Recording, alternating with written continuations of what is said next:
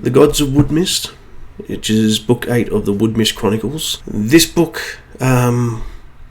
continues the story of what happened with Alice and 3 other women, including her sister, where the power of the gods, which are earth, sky, life and death, have been granted to these 4 women, even though Alice doesn't believe that there are gods. The gods have given them this power. There's a whole other story to it, and it's explained throughout the books as to why Alice doesn't believe in the gods, but does believe in the power of the gods. So, we left the previous book with the 9 brides of Takmel, the Magi, going out into the land and taking it. They now have claimed the land in the name of the Magi. The Gods of Woodmyst opens with a prologue, which I think is probably one of the best prologues I wrote, where 2 young girls are introduced, and they both possess an immense and incredible amount of power. Their introduction is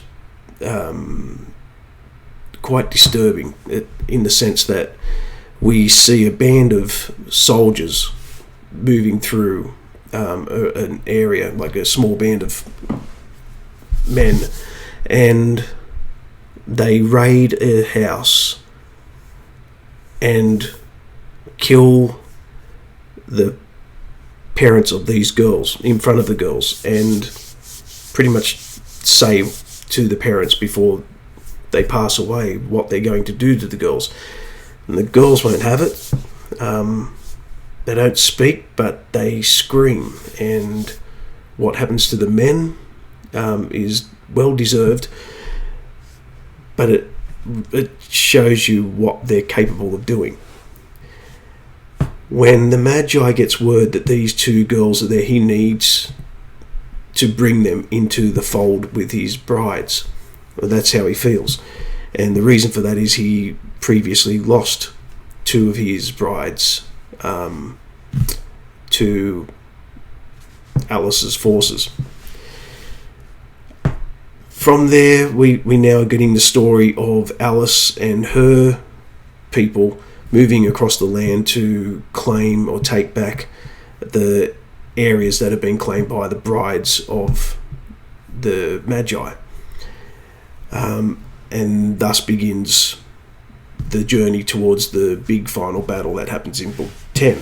My intent was to have Books 7 and 8 written as one book, so it all would have been Book 7. And it would have been a very thick book, but when I started writing a chapter to introduce these 2 young girls, it just became obvious that it had to be a beginning of a new story. And considering the way it ends, the whole book ends, I knew that I had to sort of snip the story out at that point and make that a separate book, which is why we have Book 8.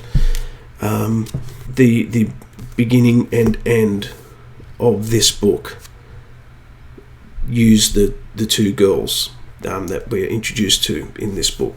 So yeah, to me that just made sense to say no, that has to be its own story in itself.